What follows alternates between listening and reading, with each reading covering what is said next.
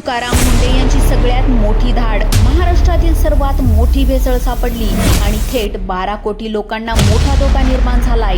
3 वस्तू ज्या महाराष्ट्रातल्या प्रत्येक व्यक्ती दररोज खात आहेत किंवा पीत आहेत, या वस्तूंमध्ये अशी भयानक भेसळ सापडली आहे की ज्यामुळे सगळ्या लोकांचं आरोग्य आता अत्यंत गंभीरपणे धोक्यात आलंय. मुंडे साहेबांनी एक अशी मोठी रेड टाकली, एका रात्रीमध्ये अशी मोठी धाड टाकली, ज्यामध्ये एक असं सत्य बाहेर आलंय जे गेल्या 50 वर्षापासून अत्यंत चालाखीनं लपून ठेवलं होतं. महाराष्ट्रामध्ये खाल्ल्या जाणाऱ्या अशा 2 ते 3 वस्तू आहेत की ज्या प्रत्येक घरामध्ये दररोज नियमितपणे वापरल्या जातात आणि या वस्तूंमधील काळी भेसळ आता अक्षरशः उघड झाली आहे. गेल्या काही अवघ्या दिवसामध्ये 200हून अधिक ठिकाणी धाडी टाकून तब्बल 192 गुन्हेगारांना जेलची हवा खाऊ घातली आहे. सगळीकडे तुकाराम मुंडेच्या नावाचा डंका वाजत असतानाच काल त्याच्या टीमवर हल्ला झाल्याची बातमी समोर आली. अनेकांनी त्यांच्यावर तीव्र राग व्यक्त केला, तर एका ठिकाणी तर मुंडे साहेबांच्या विरोधात काही शेतकरी रस्त्यावर देखील उभे राहिले होते. त्यांचा निर्णय चुकला की काय अशी चर्चा बाजारामध्ये सुरू झाली होती. पण तेवढ्यातच मुंडे साहेबांनी एक असा मोठा पर्दाफाश केलाय. अशा 3 वस्तूंची नावे जाहीर केली की जी एकूण अक्षरशः संपूर्ण महाराष्ट्राला 440 वोल्टचा झटका बसलाय. जर या 3 वस्तू तुम्हीही खात असाल तर हा व्हिडिओ पूर्ण पाहिल्याशिवाय अजिबात बंद करू नका. 50 वर्षातील सगळ्यात मोठी धाड. मुंडे साहेबांनी 3 अशा वस्तू शोधल्यात की ज्यामुळे 12 कोटी लोकांना धोका. मुंडे साहेबांची 25वी बदली झाल्याच्या नंतर त्यांनी पहिलाच दणका दिला तो थेट रामदेव बाबा यांच्या दिव्य फार्मसीला. मुंबई, पुणे, नाशिकमध्ये 73 लाखांचा माल जप्त झाला. दृष्टी, आय ड्रॉप, मधुग्रीट सारखी औषधं जप्त करण्यामध्ये आली आणि लोकांना वाटलं आता त्यांची बदली लगेचच होईल, पण ते तर झालं नाही. मुंडे साहेबांच्या टेबलावर संपूर्ण महाराष्ट्राचा नकाशा होता. त्यांच्या डोक्यामध्ये एक अत्यंत गुप्त प्लॅन तयार होता. त्यांनी आपल्या सर्वात विश्वासू अधिकाऱ्यांची एक कोर टीम तयार केली होती. अनेक मोठ्या कंपन्यांवर छापे टाकल्याच्या नंतर मुंडेंची नजर अचानक रस्त्याच्या कडेला हातगाडी लावून बसणाऱ्या आणि स्थानिक खाऊगल्ल्यांमध्ये व्यवसाय करणाऱ्या स्टॉलकडे वळली. लोकांना वाटले साहेब इथे का आले, पण खरा ड्रामा तर इथूनच सुरू होत होता. त्यांनी एक वडापावच्या स्टॉलवर अचानक धाड टाकली.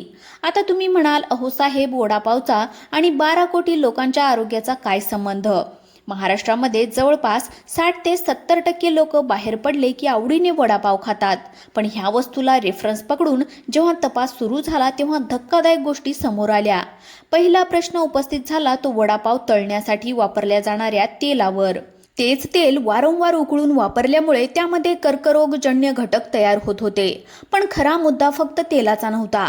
खरा मोठा धोका तर त्या वडापावच्या खाली असणाऱ्या न्यूजपेपर म्हणजेच वर्तमानपत्राचा होता. त्या न्यूजपेपरमध्ये गुंडाळून आपल्याला वडापाव दिला जातो. त्या वर्तमानपत्राची शाई उष्णतेमुळे वडापावाला चिकटते. या शाईमध्ये बायफेनिल सारखी धोकादायक रसायने असतात जी थेट पोटामध्ये जाऊन किडनी आणि लिव्हर पूर्णपणे निकामी करतात. 50 वर्षापासून ही पद्धत दररोज सुरू आहे. पण मुंडेंनी या छोट्या स्टॉलवरून थेट मोठ्या पुरवठ्यादारांची साखळी शोधून काढली. वडापावचा हा प्रकार तर फक्त एक सुरुवात होती. या स्टॉलच्या शेजारीच मुंडे साहेबांना दुसरी अशी वस्तू सापडली जी महाराष्ट्रातील तरुण पिढी आणि लहान मुलं अगदी चवीने खातात. पण या दुसऱ्या वस्तूचा तपास करताना थेट बॉलिवूड आणि टीव्हीवरील मोठ्या हिरोंचे धाबे दणाणले आहेत. ही वस्तू, दुसरी धोकादायक वस्तू कोणती जाणून घ्या. त्या वडापावच्या स्टॉलच्या शेजारी दुसरी धाड पडली ती एका मोठ्या भेळ सेंटरवर. भेळ ही एक अशी वस्तू आहे जी महाराष्ट्रातल्या निम्म्यापेक्षा जास्त जनतेची आवडती आहे. पण या भेळीचा संबंध थेट पॅकिंग आणि आरोग्याशी जोडला गेला. भेळ सुद्धा मोठ्या प्रमाणावर वर्तमानपत्राच्या कागदावर किंवा निकृष्ट दर्जाच्या प्लास्टिक प्लेट्समध्ये दिली जाते. FDAच्या टीमने जेव्हा या भेळ बनवण्याच्या साहित्याची तपासणी केली तेव्हा त्यामध्ये वापरल्या जाणाऱ्या चटण्या, शिळी शेव आणि रंगवून ठेवलेले साहित्य जप्त करण्यात आले. आता वेळ आली होती ती त्या तिसऱ्या गोष्टीची.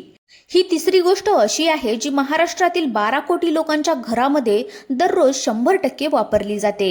या तिसऱ्या वस्तूच्या नावाखाली आपल्याला जे विष पाजले जात होते त्याचा जेव्हा लॅबोरेटरीमध्ये पर्दाफाश झाला तेव्हा स्वतः अधिकारीही चक्रावून गेले. काय आहे हे दुधाचं भयानक काळं सत्य? पहा पुढे. आता थेट मुख्य विषयावर येऊया. ती तिसरी आणि सर्वात घातक वस्तू म्हणजे दूध. महाराष्ट्रातल्या प्रत्येक घराची सकाळ दुधाने होते. पण food safety and standard authority of India FSSCI आकडेवारीनुसार तपासलेल्या नमुन्यापैकी तब्बल 41% दुधामध्ये पाणी, 12% दुधामध्ये डिटर्जंट आणि 8% दुधामध्ये युरिया सापडला आहे. महाराष्ट्र हा दुधाच्या भेसळीमध्ये उत्तर प्रदेश नंतर देशामध्ये दुसऱ्या क्रमांकावर आलाय. मुंडे साहेबांनी ही साखळी कशी चालते याचा पूर्ण अभ्यास केला होता. समजा शुद्ध दुधामध्ये 20 लिटर पाणी घातले तर दुधाची घनता कमी होते आणि ती लॅक्टोमीटरमध्ये पकडली जाऊ नये म्हणून दुधामध्ये सर्रास ग्लुकोज किंवा साखर टाकली जाते. दुधाचा पातळपणा लपवण्यासाठी आणि ते घट्ट दाखवण्यासाठी त्यामध्ये स्टार्च आणि मैदा मिक्स केला जातो. एवढ्यावरच हे भेसळखोर थांबत नाहीत. डेअरीमध्ये दुधाचे प्रोटीन मोजण्यासाठी मशीन नायट्रोजनची पातळी तपासते. हा नायट्रोजन कृत्रिमरित्या वाढवण्यासाठी दुधामध्ये थेट युरिया खत मिसळले जाते, ज्यामुळे मशीनमध्ये हाय प्रोटीन दूध दिसते. फॅट कमी झाल्यामुळे दुधावरची क्रीम कमी होते, तर ती वाढवण्यासाठी आणि दुधाला पांढरा शुभ्र फेस आणण्यासाठी कपडे म्हणजे धुण्याचा डिटर्जंट किंवा शॅम्पू सुद्धा वापरला जातो. उन्हाळ्यामध्ये हे दूध खराब होऊ नये म्हणून त्यामध्ये सोडा, हायड्रोजन पेरॉक्साईड आणि फॉर्मलिन सारखी विषारी रसायने टाकली जातात, ज्याने माणसाला थेट कॅन्सर म्हणजेच कर्करोग सुद्धा होऊ शकतो. दुधाच्या नावाखाली लहान मुलांना आणि सर्वसामान्यांना हे केमिकल पाजले जात होते. तुकाराम मुंडेंनी अन्न आणि औषध प्रशासनाची धुरा हाती घेतल्याच्या नंतर थेट डेअरी उद्योगांच्या चालकांना बोलावून स्पष्ट बजावले.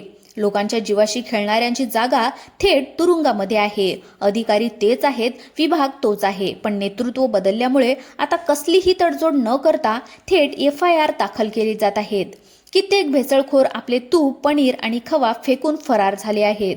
या कारवाईमुळे आता ग्राहकांना शुद्ध दूध तर मिळेलच, पण मधले दलाल हद्दपार झाल्यामुळे थेट शेतकऱ्यांच्या दुधाला दुप्पट भाव मिळण्याचा मार्ग सुद्धा मोकळा झालाय. दुधाचे हे धक्कादायक वास्तव समोर आल्याच्या नंतर आता संपूर्ण महाराष्ट्रामध्ये भीतीचं वातावरण आहे. पण घाबरून जाण्याची गरज नाही, कारण मुंडे साहेबांनी केवळ गुन्हेगारांनाच पकडलं नाही, तर सामान्य जनतेच्या हातामध्ये एक असे अमोघ शस्त्र दिले आहे, ज्याने तुम्ही स्वतः अशा भेसळखोरांना थेट जेलमध्ये पाठवू शकता. ही तक्रार कशी करायची जाणून घेऊया या शेवटच्या भागामध्ये. तुकाराम मुंडे यांनी स्पष्ट केलं आहे की ही धडक मोहीम फक्त तात्पुरती नसून हा एक अत्यंत सुनियोजित मोहिमेचा भाग आहे. प्रशासनामध्ये 100% पारदर्शकता आणण्यासाठी आणि नागरिकांचा सहभाग वाढवण्यासाठी त्यांनी आता थेट सर्वसामान्य जनतेला मोठी ताकद दिली आहे. जर तुम्हाला तुमच्या परिसरामध्ये जेवणात, औषधात, माव्यामध्ये, पनीरमध्ये किंवा दुधामध्ये कुठेही भेसळ आढळली अथवा टीव्हीवर एखाद्या भ्रामक खोट्या दाव्यांची जाहिरात दिसली तर तुम्ही थेट FDA कडे अधिकृत तक्रार नोंदवू शकता. तुमची माहिती पूर्णपणे गुप्त ठेवली जाईल. नागरिकांसाठी विशेष अधिकृत टोल फ्री क्रमांक आणि ईमेल ID जारी करण्यात आलाय. टोल फ्री क्रमांक 1800-222-365 तर ईमेल ID jcfoodhq@gov.in. लवकरच एक मोबाईल ॲप सुद्धा लॉन्च केले जाणार आहे, ज्याच्या माध्यमातून सामान्य जनता कोणत्याही भेसळीचे फोटो किंवा व्हिडिओ पुरावे म्हणून सुरक्षितपणे प्रशासनाकडे थेट पाठवू शकणार आहेत. तुम्ही माहिती द्या, आम्ही थेट जागेवर येऊन सील ठोकू, अशी थेट गर्जनाच तुकाराम मुंडे यांनी केली आहे. आता या माहितीनंतर सर्वात महत्त्वाचा आणि कळेचा मुद्दा येतो, तो म्हणजे तुमच्या आणि माझ्या जागरूकतेचा.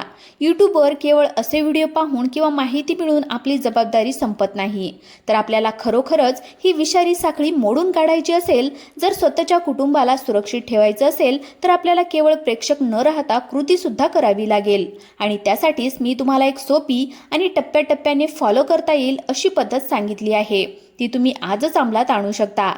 पहिली पायरी, आज तुमच्या घरातील दुधाची किंवा रोजच्या साहित्याची एक छोटी आणि प्राथमिक चाचणी करून पहा. बाजारामध्ये मिळणारे लॅक्टोमीटर किंवा घरगुती सोप्या पद्धती जसे की दुधाचा एक थेंब गुळगुळीत उतरत्या पृष्ठभागावर टाका. जर तो मागे पांढरी रेघ न सोडता वाहून गेला तर समजा की त्यामध्ये पाण्याची भेसळ आहे. अशा गोष्टी करून जागरूक राहणे अत्यंत महत्त्वाचे आहे. त्याचप्रमाणे जेव्हा कधी तुम्ही बाहेर मिळणारे वडापाव, भेळ घ्याल तेव्हा किंवा समोरच्या दुकानाला किंवा स्टॉल चालकाला वर्तमानपत्राच्या कागदावर वडापाव देण्यास स्पष्ट शब्दामध्ये नकार द्या. त्याला सांगा वृत्तपत्राची शाई पोटात गेल्याच्या नंतर काही गंभीर आजार होऊ शकतात आणि त्याला साध्या प्लेट किंवा पांढऱ्या कागदाचा वापर करायला भाग पाडा. तुमची छोटीशी चूक आणि जागरूकता एका मोठ्या रोगाला नियंत्रणामध्ये येण्यापासून वाचू शकते. तिसरी पायरी म्हणजे जर तुमच्या कोणत्या भागामध्ये कोणत्याही दुकानात उघडपणे भेसळ करताना दिसत असेल तर तिथे वाद न घालत बसता गुपचूप एक छोटासा व्हिडिओ बनवा आणि फोटो काढा आणि मी दिलेल्या टोल फ्री नंबर आणि ईमेल आयडी वर तो पुरावा प्रशासनाकडे पाठवा. तुमचं नाव पूर्णपणे गुप्त राहणार असल्यामुळे तुम्हाला भीती अजिबात बाळगायची गरज नाही. आता या संपूर्ण विषयावर तुमचं काय मत आहे? तुमच्या भागातही भेसळयुक्त किंवा वर्तमानपत्रामध्ये अन्न देण्याचे प्रकार सर्रास चालतात का? हे मला खाली कमेंट बॉक्समध्ये नक्की लिहून पाठवा. आणि तुम्ही स्वतः कधी भेसळीच्या विरोधामध्ये आवाज उठवला आहे का? किंवा तुमच्याकडे यावर काही उपाय आहे का? कमेंटच्या माध्यमातून नक्की शेअर करा, जेणेकरून इतर वाचकांनाही प्रेरणा मिळेल. ही लढाई फक्त तुकाराम मुंडे साहेब किंवा प्रशासनाची नाही, तर तुम्ही आम्ही आपल्या प्रत्येकाच्या आरोग्याची आणि अस्तित्वाची लढाई आहे. जर हा व्हिडिओ तुम्हाला माहितीपूर्वक वाटलेला असेल तर लाईक करा, तुमच्या नातेवाईकांना आणि मित्रांना नक्की शेअर करा, जेणेकरून महाराष्ट्रातील प्रत्येक नागरिक वेळेमध्ये सावध होतील.